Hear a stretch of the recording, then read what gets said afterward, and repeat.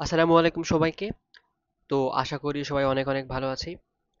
আজকের এই ভিডিওতে আমরা আমাদের কমন একটা প্রশ্ন নিয়ে কথা বলি, সেটা হচ্ছে যে ভাইয়া মেডিকেল অ্যাডমিশনের শুরুতে আমাদের তো কোচিং থেকে অনেকগুলো বই দিয়েছে, বা বিভিন্ন প্ল্যাটফর্ম থেকে আমরা যেখানেই পড়ি না কেন সেখান থেকে তো তারা বেশ কিছু বই দিয়েছে। তো এই বইগুলোর সাথে আমাদের মেইন বইগুলো কিভাবে পড়বো, বা মেইন কনসার্ন আমাদের হচ্ছে কোনো একটা অধ্যায়, যে কোনো একটা সাবজেক্টের কোনো একটা অধ্যায় আমরা কিভাবে পড়বো, এটা আমাদের হচ্ছে একদম বেসিক একটা প্রশ্ন।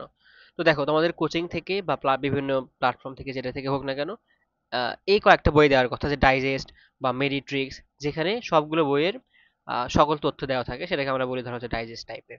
এরপরে একটা বই দেওয়া থাকে যেখানে হচ্ছে তোমার এমসিকিউ প্র্যাকটিস। সো সেখানে হচ্ছে এমসি প্র্যাকটিস করার জন্য এমসিকিউ দেওয়া থাকে। আরেকটা বই দেওয়া থাকে, সেটা হচ্ছে যেখানে সব বইয়ের অনুশীলনী থেকে প্রশ্ন দেওয়া থাকে। এবং আরেকটা হচ্ছে প্রশ্ন ব্যাংক।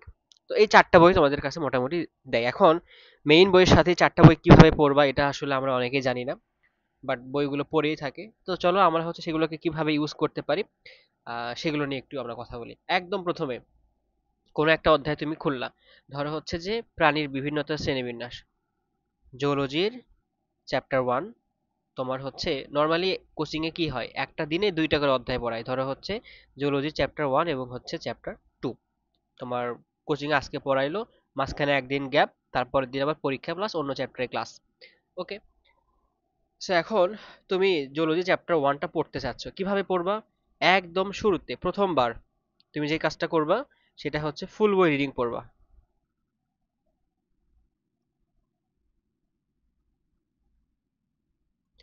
রিডিং পড়বা।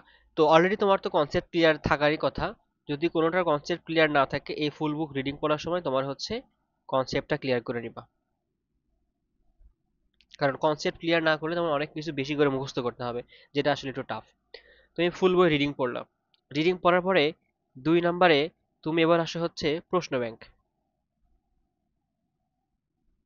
কোশ্চেন বিতে ব্যাংক হচ্ছে। তুমি এবার প্রশ্ন ব্যাংকের প্রশ্নগুলো দেখো। কি দেখবা? প্রশ্ন দেখো, টপিক দেখো, কি ধরনের প্রশ্ন আসে, কোন টপিক থেকে প্রশ্ন আসে, সেগুলো তুমি দেখলা। এবার 3 নাম্বার স্টেপে তুমি আবার মেইন বইতে আসো। মেইন বই। এবার মেইন বই আসে, এখানে কি করবা তুমি? যে টপিকগুলো প্রশ্ন ব্যাংকে দেখছো, সেই টপিকগুলোতে তুমি হচ্ছে মার্কিং করো, এরিয়া মার্কিং, যেটাকে আমরা বলি হচ্ছে এরিয়া মার্কিং। আচ্ছা, এরিয়া মার্কিং করলে যে এই টপিক থেকে এই এই প্রশ্ন বেশিবার আসে। এখন তো এই বারতে তুমি এরিয়া মার্কিং করার পরে তুমি বইটা দাগাবা। বই দাগাও। এখন এখানে বই কিভাবে দাগাবা?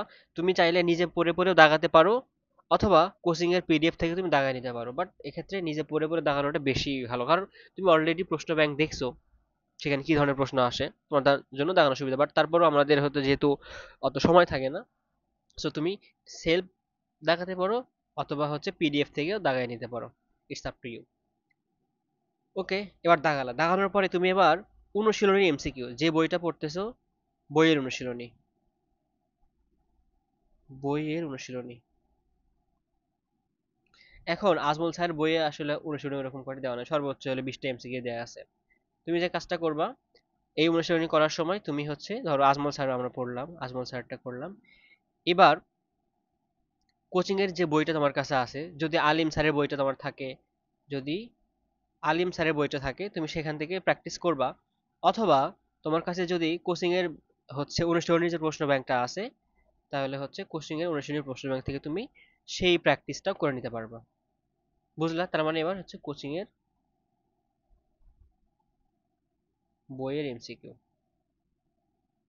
ওকে, ঠিক আছে। আচ্ছা, এবার তুমি অনেকগুলো তো ভুল করবা এখানে। যে ভুলগুলো করবা, যেগুলো হচ্ছে ভুল করবা, সেগুলো অন্য একটা কালার দিবা। দিয়ে কোথায় মার্ক করবা? বইয়ে মার্ক করবা। তাহলে এমসিকিউ যেগুলো ভুল করবা, সেগুলো অন্য একটা কালারতে বইয়ে মার্ক করবা। আচ্ছা, করলা। এবার তো তোমার কিন্তু যখন অনুশীলনী সলভ করবা, প্রায় ধরো হচ্ছে যে 100, 150 বা 200 মতো প্রশ্ন আছে, বেশি সময় লাগবে না। সলভ করবা, দেখবা, ভুল করবা, সেটা সেটা দেখবা আস্তে আস্তে। ওকে। এবার তুমি দেখো, তুমি প্রথমবার একবার বই পড়ছো, সেকেন্ড বার বই দাগাইছো, তৃতীয় বারে হচ্ছে বই, এই যে ভুল যেগুলো করছিল সেগুলো মার্ক করছো।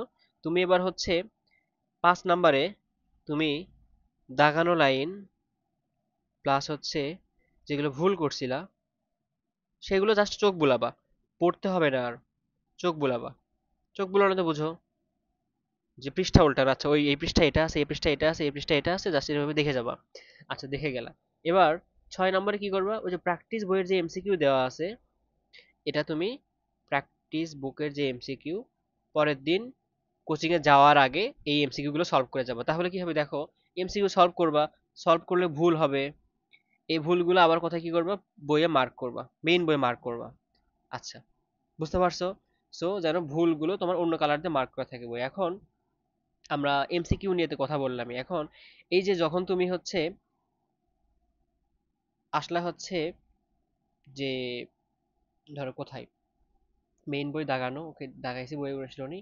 তো এই যে 5 নাম্বার ধাপের আগে, অর্থাৎ তুমি এবার যখন দাগানোর লাইন আর চোখ বুলাবা, এর আগে তুমি যেটা করতে পারবা সেটা হচ্ছে ডাইজেস্টটা পড়ে ফেলবা। ডাইজেস্ট পড়বা। এখন ডাইজেস্ট পড়লে যে কাজটা হবে, আচ্ছা সরি মিস্টেক, আমার ডাইজেস্টটা এখানে না, কারণ ডাইজেস্ট পড়া তোমার দরকার আছে আলিম স্যারের অনুশীলনের জন্য। তুমি আজমল স্যারের অনুশীলনটা সলভ করলা, করার পরে তুমি এবার আসো হচ্ছে এখানে এই জায়গাটাতে তুমি এবার ডাইজেস্ট পড়ো। দেখবা আজমল স্যারের বইয়ে অনেক কিছুই এখন আছে, সো ডাইজেস্ট থেকে এক্সট্রা করে বেশি কিছু বই লিখে নিতে হয় না। তুমি ডাইজেস্ট থেকে যেগুলো আজমল স্যারের বইয়ে নাই, যে লাইনগুলো আজমল স্যারের বইয়ে নাই, যে জিনিসটা আজমল স্যারের বইয়ে নাই, সেটা জাস্ট পিক আউট করে তোমার আজমল স্যারের বইতে ওই জায়গা থেকে লিখে নিবা ছোট করে, অথবা ডাইজেস্টে অন্য রাইটারের বইয়ের জিনিসগুলো মার্ক করে দেওয়া থাকে আলাদা কালার দিয়ে, তুমি জাস্ট যেখানে লেখা দরকার সেটুকু হচ্ছে একটু লিখে নিবা, মানে নোট ডাউন করবা কোথায়, আজমল স্যারের বইয়ে, যেন তোমাকে পরবর্তীতে ডাইজেস্ট খুলতে না হয়। পরীক্ষার আগে আসলে ডাইজেস্টে তো সবগুলো ইম্পর্টেন্ট লাইন থাকে, তুমি মনে করতে পারো ডাইজেস্ট ছোট, ডাইজেস্ট পড়ে পরীক্ষা দেবো, এটা আসলে হয় না। তোমাকে মেইন বই পুরোটাই পরীক্ষা দিতে হবে। সো নোট ডাউন করলা, ডাইজেস্ট পড়ে কোথায় নোট ডাউন করবা, আজমল স্যারের বইয়ে নোট ডাউন করবা, আজমল স্যারের বই নোট ডাউন করলা। তারপরে তুমি এবার হচ্ছে আজমল স্যার বা কোচিং এর এক্সট্রা যে এমসিকিউ, অন্যান্য বইয়ের এমসিকিউ, সেটা সলভ করতে পারবা। তারাই কিন্তু সলভ করতে যাবা না, তখন মনে হবে হ্যাঁ হ্যাঁ এগুলো কই থেকে আসলো।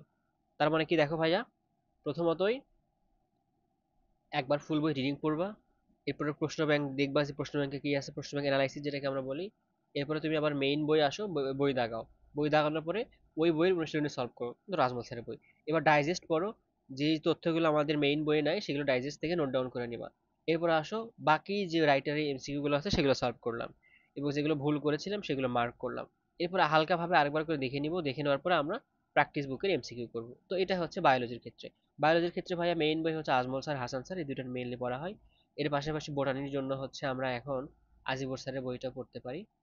আসলে বইয়ের তো শেষ নাই, কোন বই থেকে প্রশ্ন করবে না করবে এটা বলা খুব টাফ। ওইদিকে আসলে ধরো হচ্ছে ফিজিক্স, ফিজিক্স ইসাক স্যারের বইটা পড়বা। কিভাবে পড়বা, প্রথমত হচ্ছে মেইন বই পড়বা, ফুল রিডিং পড়বা, এটা ফুল রিডিং পড়বা প্রথমবার। সেকেন্ড বার তুমি কি করবা, এবার হচ্ছে বই দাগাবা, সেটা পিডিএফ দেখে হোক বা নিজের ইচ্ছা মতো করে হোক, বই দাগাবা। তারপরে কি করবা তুমি, ইসাক স্যারের অনুসরণী করবা, ইসাক স্যারের অনুশীলনী সলভ করবা। ইসাক স্যারের অনুশীলনী সলভ করার পর তুমি এবার আসো হচ্ছে ডাইজেস্ট পড়তে। আচ্ছা, তুমি এবার ডাইজেস্ট পড়লে, ডাইজেস্টে যেগুলো নাই সেগুলো হচ্ছে ইসাক স্যারের বই লিখে নিলা। তারপরে তুমি আসো এবার তপন স্যারের অনুশীলনী পড়তে। তপন স্যারের অনুশীলনী পড়ো, যেগুলো ভুল হয় সেগুলো মার্ক করো, যেগুলো আনকমন সেগুলো মার্ক করো। ফিজিক্সের ক্ষেত্রে এটা। কেমিস্ট্রির ক্ষেত্রে প্রথমত হচ্ছে ফুল বই রিডিং, ফুল রিডিং পড়ো, এরপরে বই দাগাও। আচ্ছা, ফুল বই রিডিং পড়ার পর এখানে একটা ইয়ে বাদ গেছে আমাদের, কোশ্চেন ব্যাংক। কোশ্চেন ব্যাংক দেখো, অ্যানালাইসিস করো, এখানে ফুল বই রিডিং পড়ার পরে কোশ্চেন ব্যাংক অ্যানালাইসিস করো, তারপরে বই দাগাও। তারপরে আসো হচ্ছে হাজারি স্যারের অনুশীলনী সলভ করো। তো হাজারি স্যারের অনুশীলনী সলভ করার পরে যেগুলো ভুল হবে সেগুলো মার্ক করবো। তারপরে তুমি চাইলে এখানে ডাইজেস্ট করতে পারো। কবির স্যারেরটা আগে দরকার নাই, তুমি যদি হাজারিটা ঠিকঠাক মতো শেষ করতে পারো, যদি হাজারি স্যারেরটা তুমি হচ্ছে 90 থেকে 100% ঠিকঠাক মতো ওকে করো, তাহলে তোমার আর কিছু লাগবে না। এরপরে যদি তোমার কাছে সময় থাকে তখন তুমি কবির স্যারেরটা দেখতে পারো। বাট এরকম যেন না হয় যে আমি হাজারি পারি না, কবির স্যার নিয়ে লাফালাফি করতেছে। মানে সব ক্ষেত্রে এরকম যে আমি মেইন বই পারি না, আমি হচ্ছে এক্সট্রা বই নিয়ে লাফালাফি করতেছি, এটা খুবই খারাপ। আগে মেইন বই পারো, তারপরে তোমাকে হচ্ছে এক্সট্রা বই পড়তে পারো। আমি তোমাকে মানা করতেছি না, বাট কখন পড়বো, যখন তোমার মেইন বইটা হয়ে যাবে। তো এইভাবে হচ্ছে তোমাদের যে কোনো একটা সাবজেক্ট এইভাবে তোমরা আগালে আশা করা যায় একদম পড়াগুলো সবকিছু গোছানো অবস্থায় থাকবে, এবং হচ্ছে তোমরা সাপ্তাহিকভাবে রিভিশন দিবা, এর সাথে জিকে ইংলিশ প্রতিদিন একটু একটু করে পড়বে, তাহলে ইনশাল্লাহ ভালো একটা ফলাফল হবে। তো এই ভিডিও এই পর্যন্তই। ধন্যবাদ সকলকে। আসসালামু আলাইকুম।